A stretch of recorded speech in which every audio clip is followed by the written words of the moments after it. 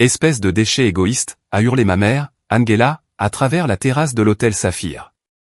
La cafetière en céramique dans sa main s'est inclinée, puis la chaleur m'a frappé. Du café brûlant, fraîchement infusé, s'est déversé directement sur ma tête, me brûlant le cuir chevelu, coulant dans mon cou et imbibant mon sweat à capuche gris d'occasion. La douleur a été immédiate et foudroyante, une agression physique qui m'a coupé le souffle. Mais le son qui a suivi était pire. Ce n'était pas un cri d'horreur. C'était un rire. Mon frère, Christopher, et ma sœur, Amanda, avaient déjà leur téléphone sorti, en train de filmer.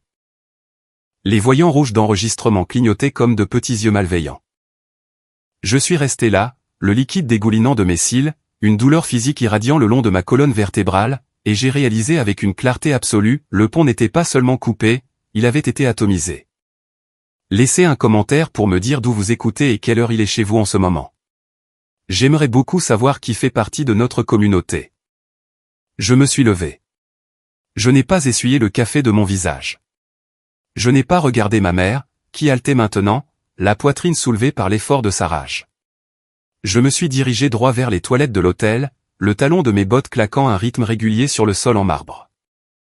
À l'intérieur, j'ai verrouillé la porte et je me suis penché sur le lavabo.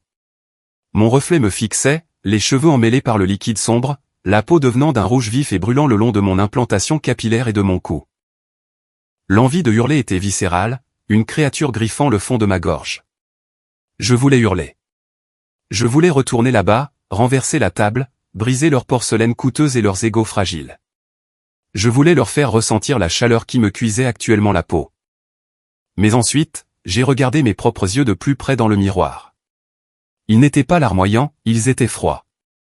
Si je hurlais, je leur donnais du contenu. Si je pleurais, je leur donnais satisfaction. Ils se nourrissaient du chaos, du bruit du dysfonctionnement. Ma mère avec son perfectionnisme obsédé par l'image, et mes frères et sœurs avec leurs besoins désespérés d'attention, ils étaient des vampires de réaction. Ils voulaient se battre parce qu'une dispute signifiait que je m'en souciais encore. Une dispute signifiait que nous jouions toujours le jeu. Le silence, en revanche, le silence est un miroir. Quand on ne répond pas au cri d'un monstre, le monstre se retrouve à hurler dans le vide, n'entendant que l'écho de sa propre laideur. En leur refusant ma rage, je leur refusais leur carburant. J'ai attrapé une poignée d'essuie-tout et j'ai épongé le plus gros du liquide sur mon cou. La peau était tendre, commençant déjà à peler légèrement. J'ai sifflé entre mes dents mais j'ai gardé un visage neutre. Je n'allais pas leur donner une seule image montrant que je craquais. Je suis retourné sur la terrasse. La table était calme maintenant, mais l'énergie était électrique de malveillance. Christopher ricanait, son téléphone toujours levé. Amanda tapait furieusement, préparant probablement déjà la légende. Angela se tenait les bras croisés, attendant les excuses qu'elle croyait lui être dues. Je me suis approché de la table. Je ne me suis pas assise. J'ai sorti mon portefeuille de la poche de mon sweat humide. J'ai sorti 4 billets de $20, exactement $80, ma part du petit déjeuner que je n'avais pas mangé. J'ai placé les billets sur la nappe blanche, juste à côté de la cafetière vide. Je les ai lissés, m'assurant qu'ils soient parfaitement à plat. Puis je me suis retourné et je suis parti. C'est ça. Enfuis-toi, a crié Christopher derrière moi. Va pleurer dans ton pick-up. Je continuais de marcher. Je n'ai pas regardé en arrière. Le silence que je laissais derrière moi était plus lourd que n'importe quel cri aurait pu l'être. C'était le bruit d'une porte qui se ferme, se verrouille et se retrouve soudée. Ils pensaient avoir gagné parce qu'ils tenaient la caméra. Ils ne réalisaient pas qu'ils venaient de filmer leur propre exécution. Je suis monté dans ma Subaru de 10 ans, l'odeur du café rassis remplissant l'habitacle. Mes mains tremblaient alors que je mettais la clé dans le contact non pas de peur, mais à cause de la chute d'adrénaline. Je suis sorti du parking de l'hôtel, m'insérant sur l'autoroute, mettant des kilomètres entre moi et les gens qui partageaient mon ADN. Le conflit avait commencé pour quelque chose de si banal que c'en était presque drôle. Christopher m'avait coincé avant que les plans n'arrivent. Il avait besoin de $50 000, investissement, disait-il, pour sa concession de montres de luxe. Les stocks sont limités, avait-il dit avec un sourire qui n'était que dents et désespoir. J'ai juste besoin d'un prêt-relais. Tu peux mettre ça sur une carte de crédit, Emma. Tu as un bon crédit, non? Il ne savait pas que j'avais vendu ma société de sécurité IA, Safmine, à Google DeepMind 3 semaines plus tôt pour 110 millions de dollars. Il ne savait pas que ma valeur nette se situait actuellement à $250 millions. Il pensait que j'étais une codeuse freelance en difficulté qui vivait dans un chalet parce que je n'avais pas les moyens de vivre en ville. Quand j'ai refusé calmement, poliment, le vernis a craqué. « Tu es tellement égoïste », avait-il ricané. « Maman paie tout pour nous, et tu n'es même pas capable d'aider avec un prêt. » Ce fut le déclencheur, mon refus de financer leur délire. Ma famille vivait une vie de richesse en trompe-l'œil. Christopher conduisait une Range Rover en leasing pour laquelle il avait 2 mensualités de retard. Amanda était une coach en mode de vie qui habitait un appartement payé par le fonds de retraite déclinant de ses parents. Angela portait des marques de créateurs qu'elle achetait en dépôt-vente et rendait après les avoir portées. Leur existence entière n'était qu'une série de passifs déguisés en actifs. Ils ne possédaient rien d'autre que des dettes et des apparences. J'ai baissé les yeux sur mon jean et mon sweat taché de café. Je possédais mon pick-up. Je possédais mon chalet. Je possédais ma propriété intellectuelle. Et depuis 3 semaines, je possédais assez de capital pour acheter et vendre leur code postal tout entier. C'est la capacité de dire « non » sans crainte. Ils me détestaient, non pas parce que j'étais pauvre, mais parce qu'ils sentaient cette liberté en moi, et cela les terrifiait. Ils se noyaient dans les paiements et les faux-semblants, et moi, je me tenais sur un sol solide. Mon cuir chevelu lançait un rappel brutal du prix de cette liberté. Je me suis dirigé vers la clinique d'urgence, mon esprit changeant déjà de vitesse.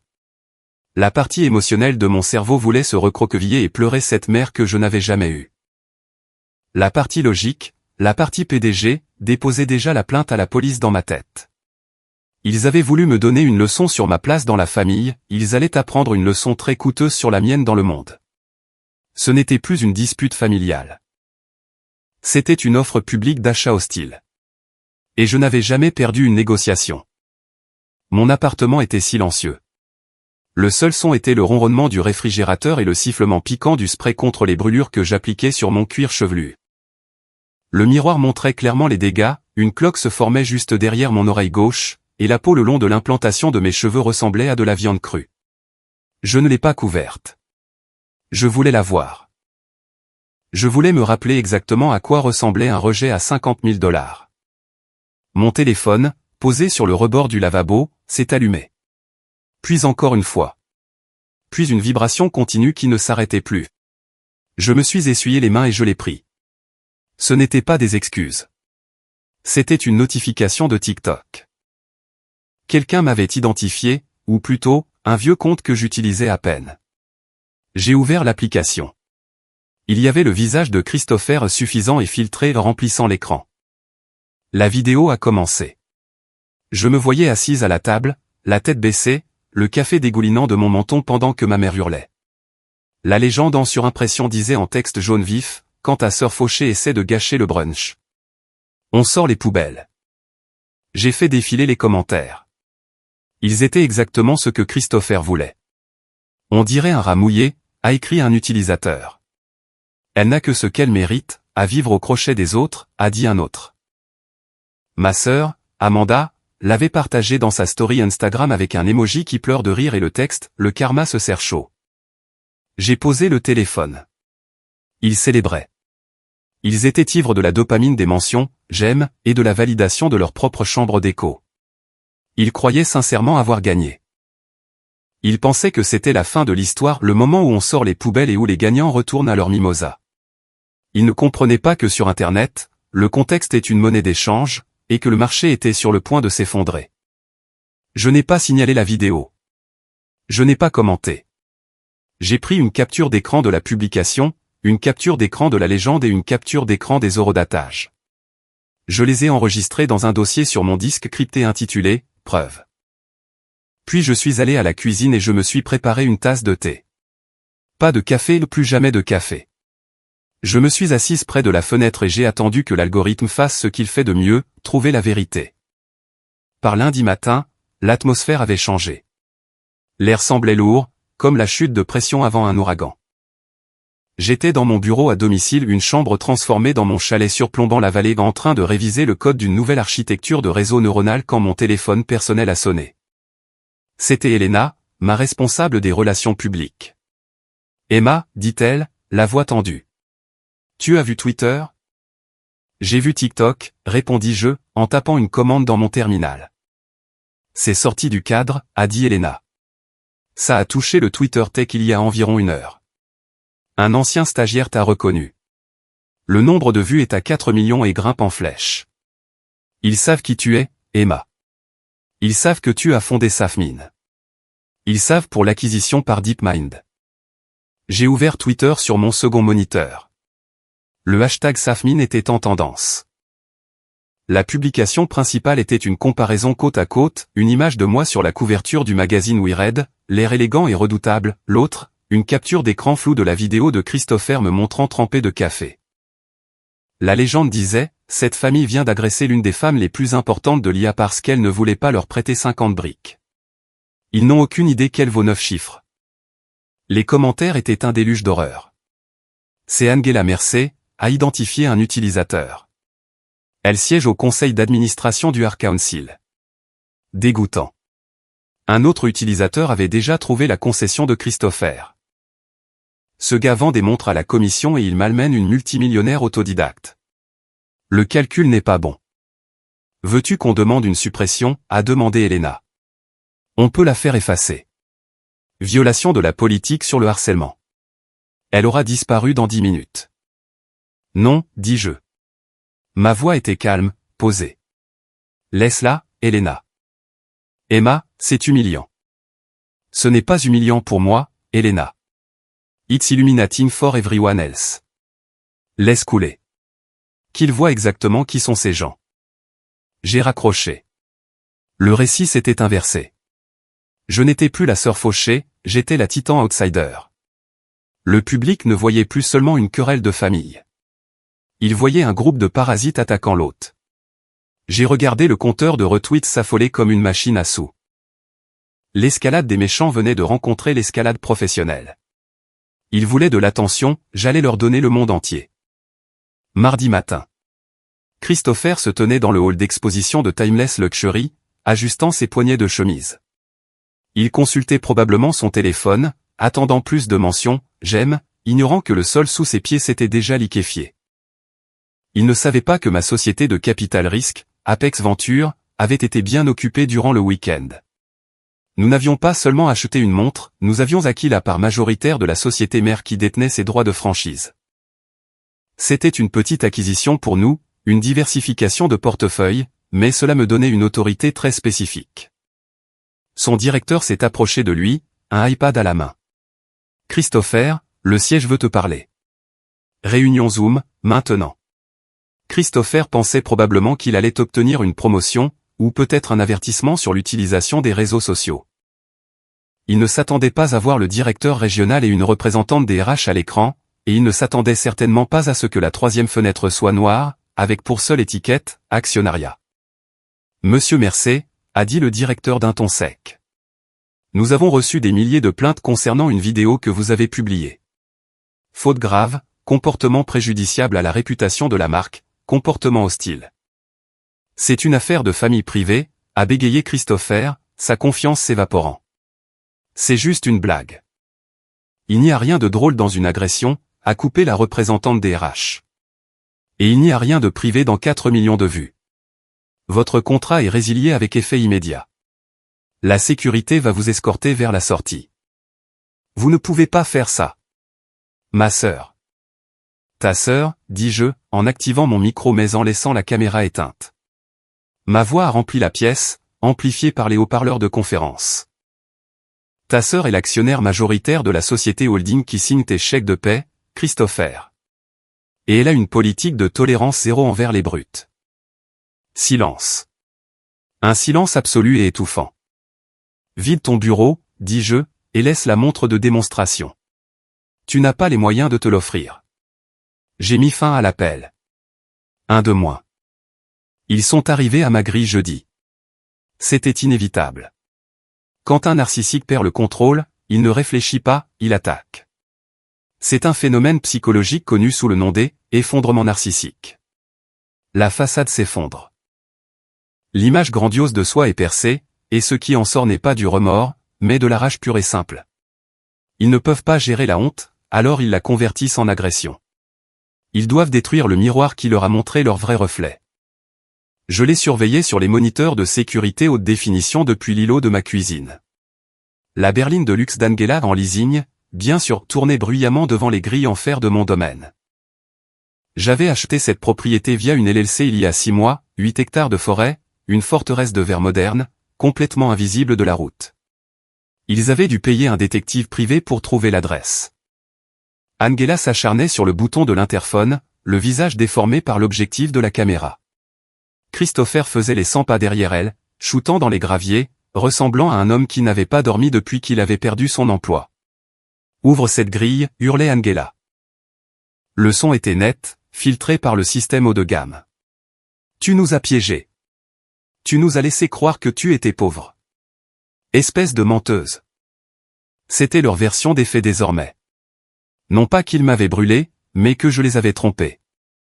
Dans leur logique tordue, mon succès était une trahison parce que je ne l'avais pas partagé. Ils se sentaient en droit de posséder la richesse pour laquelle ils s'étaient moqués de moi auparavant. « On sait que tu es là, Emma », a crié Christopher, se penchant vers la caméra. « Tu me dois mon boulot. Tu nous dois des comptes. » J'ai appuyé sur le bouton de parole. « I didn't open the gate. Vous êtes sur une propriété privée, vous violez mon domicile. » « Violation de domicile », a hurlé Angela, la voix brisée. « Je suis ta mère. Tu as des millions et tu me laisses porter le manteau de la saison dernière. Tu nous laisses galérer, espèce d'ingrate, manipulatrice. Je ne suis pas votre mère, ai-je corrigé, ma voix plate et métallique à travers le haut-parleur. Je suis le déchet égoïste sur lequel vous avez versé du café. Vous vous souvenez? Ouvre la grille, Emma. Nous devons parler de compensation. Tu nous as embarrassés mondialement. Nous allons te poursuivre pour diffamation. La vérité est une défense absolue contre la diffamation, Angela, et la vidéo que vous avez filmée est la seule preuve dont j'ai besoin. J'ai jeté un coup d'œil au second moniteur. Un SUV noir remontait l'allée derrière leur berline, gyrophare clignotant silencieusement. De plus, vous devriez savoir que j'ai une demande d'ordonnance de protection en cours suite à l'agression. La police qui arrive derrière vous est là pour la faire appliquer. Sur l'écran, les lumières bleues se reflétaient sur la voiture d'Angela. Christopher s'est figé, son agression s'évaporant instantanément. Angela a regardé les agents approcher, puis est revenue vers la caméra, son visage passant de la rage à la peur. « Adieu », dis-je. J'ai coupé la liaison. Le silence qui a suivi était coûteux. C'était le silence d'un système de climatisation haut de gamme, d'un triple vitrage, d'une sécurité absolue. 2 semaines plus tard, la poussière était retombée en une couche épaisse et permanente sur l'ancienne vie de ma famille. Christopher était inemployable en ville. La vidéo virale était la première chose qui apparaissait quand on tapait son nom sur Google.